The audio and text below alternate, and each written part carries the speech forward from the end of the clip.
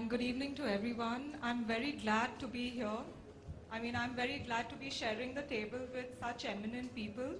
And I actually used Facebook and said, can you believe I'm speaking on a panel with all these big dignitaries? So I'm the managing director and co-founder of Safe City. I'm sure you must have seen the statistic. It keeps popping up all the time in social media, in the newspapers, and everywhere. And right now, that's a lot of discussion going on. You know, India is the rape capital of the world and stuff like that. But the fact is that this is a global statistic where 1 in 3 women across the world experience some kind of sexual violence at least once in their lifetime. It's a worldwide thing. It's a UN women statistic, okay? It is a bit higher in India, I must tell you. In fact, I would say 2 out of 3 or even more than that. And sadly, more than half of these occur to people below the age of 16 and they are girls. And the worst statistic is 80% of them do not report about it officially for various reasons. Socio-cultural being one of them, but also the fear of going to the police is another. And the main thing is when people think of sexual violence or sexual abuse, they think of the last category, which is rape, which is the most heinous of them all. We tend to overlook the verbal and non-verbal kinds of harassment that occur on a regular basis. So there's all kinds, but people don't think of it. Whether you're a man or a woman, you don't actually recognize it. And it's also perpetuated because the media only reports when there's a rape, and a rape coupled with a brutal beating, or a rape with murder, or rape to a senior citizen, or rape to a child. You know, so this is what we are conditioned to looking at or reading. And we are also not talking about stalking. And stalking can be online or offline. And increasingly, there's a lot of online stalking that takes place to both women, children, and also other disadvantaged groups. 2 years ago, this country witnessed a horrific rape in Delhi. And that's when my friends and we decided that is there some way that we can use technology to get people to share their experiences of violence. And here we started off with thinking of sexual violence because people weren't reporting it. So obviously if you don't report it, then it's not going to appear in the official statistics, and if it doesn't appear in the official statistics, you don't consciously look at it as a problem, so you're not going to find solutions. So we wondered if we could use technology and data to create safe public spaces which were equally accessible to all. And that's how we started a crowd map. So our crowd map is called safecity.in. We launched it on 26 December 2012, immediately after the Nirbhaya rape. And since then, we've been actually reaching out to people and collecting their personal stories, personal experiences of sexual harassment or abuse in public spaces. So it ranges from all the different categories. And we have now close to 5,000, a little over 5,000 reports from almost 50 cities in India.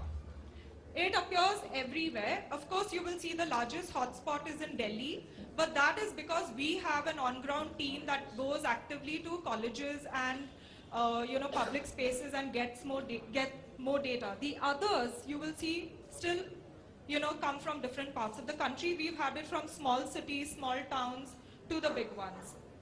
And you can zoom in to this map right up to the street level. So we use Ushahidi. It's an open source technology. That's why we were able to put it together in 5 days after the Nirbhaya rape and launch it. The reporting form is extremely simple, non-threatening. We ask them what happened, where it happened, what time it happened. And if they wish to leave their name and email, they can do so, but it's not necessary. So a lot of this is anonymous data, unverified data. But that is crowdsourcing. Crowdsourcing means collecting huge data sets and then looking at trends which appear. So if somebody wants to fudge the data, it will stay as an outlier. So we analyzed our Delhi reports. When we analyzed our Delhi reports, everyone says Delhi is the rape capital of this country. But when we analyzed it to the main different parts of the city, we realized that there were different problems. So if you took Rohini, for example, it was chain snatching. But if you took CP, it was it was touching and groping. And if you took Okhla, it was taking pictures with mobile phones. Okay? So that means if you then understood what is the core issue, you can then design your intervention accordingly. So, for example, Rohini clearly means more police patrolling, but touching and groping, taking pictures means more awareness, and you can do it in several ways, and you can also involve the police, but not necessarily, it requires the police. We just analyzed our Bombay data, and we realized that 50% of the data was on physical abuse, which was touching and groping, that constituted 90% of that 50%. And this was touching and groping not just in public transport, but also on the streets. People are walking on the streets and somebody comes and touches their breast or pinches them. Now that is totally, it's, when you read what people are saying, it's totally incomprehensible. And everyone thinks Bombay is pretty safe. So how then can you use this data to actually solve the problem? So how many of you use TripAdvisor or Zomato? Most of you, right? So in today's day and age, if you want to read a book, you check a review site. If you want to watch a movie, you're not going to waste 3 hours of your time unless it's good enough.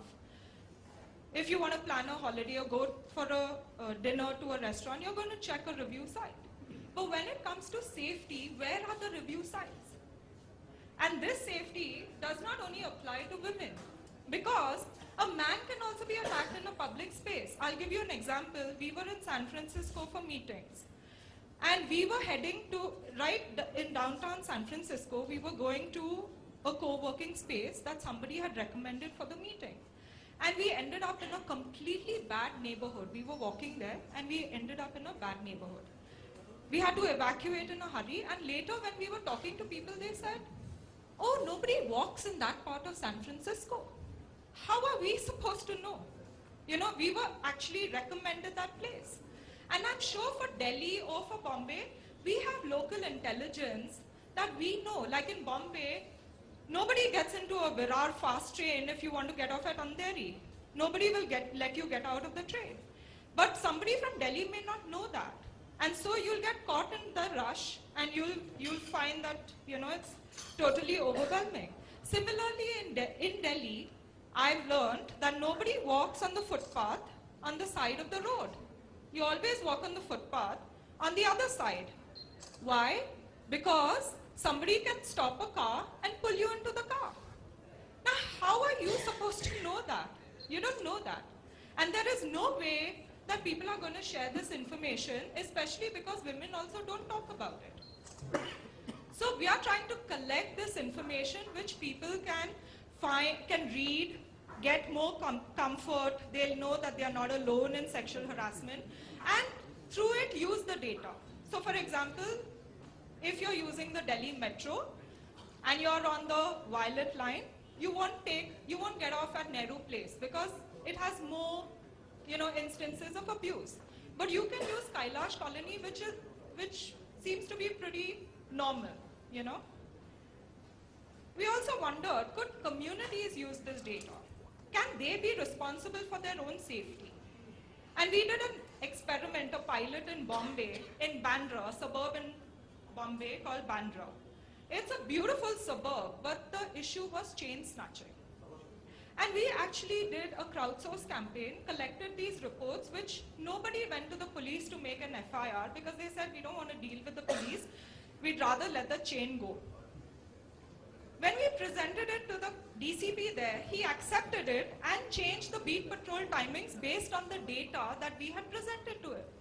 When he asked his inspector, when was the last time there was a chain snatching, he said 6 months prior. And we had only collected the 6-month report. He said, I'm going to go by this. He changed the beat patrol, and I can tell you now, it's been a year and a half, and there have been very few cases. It's drastically come down. It's much safer. Yeah, so the police, so the community did that. But in addition to doing that, they also got the BMC to fix the street lighting. They also educated their watchmen. In Bombay, I don't know if you're familiar, but the watchmen are not trained security guards. So they did not want to get involved even if a robbery was happening in front of them. So these residents gave them plastic whistles and they said, can you blow this whistle if you see something going wrong? And the police endorsed it. So now what became an unofficial procedure became official because the police told the watchman, you better blow those whistles. So the community, you know, they were just normal housewives who did this exercise. And they felt so empowered that they could bring about so much of change in their little community, you know. In Delhi, we are testing this in several parts. We are working in a very low-income neighborhood called Lal Kuan, near Badarpur. We are working, and that is with the Gender Resource Center. We are working with citizen groups, students in Dwarka and in the Delhi University campus. And we are now starting with a group of children in Uttam Nagar tomorrow. And we are going to test out how data can actually be used by different citizen groups in different situations to bring about change. But that will only come when you understand what is the local issue in your community. How can data be used? This kind of data, which is a completely new data set, it does not exist. We're asking people to share their experiences because they don't normally go to the police about it. So can this data be an added layer of information? And that's where the collaboration comes in between civil society and the police. Can you use this? And the Goa police actually ask us for a file every month on a proactive basis. They said, send us the file and we'll do whatever we have to do. I've already given you an example of how we've used it with the Bandra police. And in Lal Kuan, the police have been very happy with the work we've been doing because it's a very high crime area. Now, I'll give you an example how the community worked. So there was this one area, arterial road, that the women and the girls were getting harassed because there was a chai tapri stall. But they had to use that road because there was no other choice. And then we did an art-based workshop and the girls decided to address the constant male gaze and staring. So they painted eyes, staring eyes on that wall with subtle messaging. Yesterday I visited Lal Kuan and I was told that the loitering has stopped over there. So you can't arrest hundreds of people for staring. You can do that under 509, but nobody is going to, make that complaint and you don't have place in your jails to put those people, right? But we can use this data and this intelligence to get the community themselves to find solutions that can solve a particular crime, a particular problem without having to involve you. And the police have actually endorsed this in Lal Kuan. I'll give you another example how data can be used. Our partner Nepal used it with the transportation authorities to justify a women-only transport, that is the minibus, because the women were being harassed in Nepal. And our data is also being used by urban planners to study safe and unsafe spaces when they design new infrastructure. Now, where do we get the money to do this work? We conduct workshops for sexual harassment in corporates, and that funds our work. But we also work with schools, colleges, youth, communities, parents, because we want all of them to understand what is the issue. But when we do our workshops are more on solution focus. We don't only want to tell them the problem, but we also want to encourage them to start using the data, share the data, use the data so that they can be change makers amongst themselves. Now, 2 years ago, we started this. We've, I think, shown a lot of quick wins and easy success stories. Now's the time that we are focusing on strengthening our technology and focusing on collaboration. So I would really love if we could collaborate with the police in any way possible, because I think there's value to this data.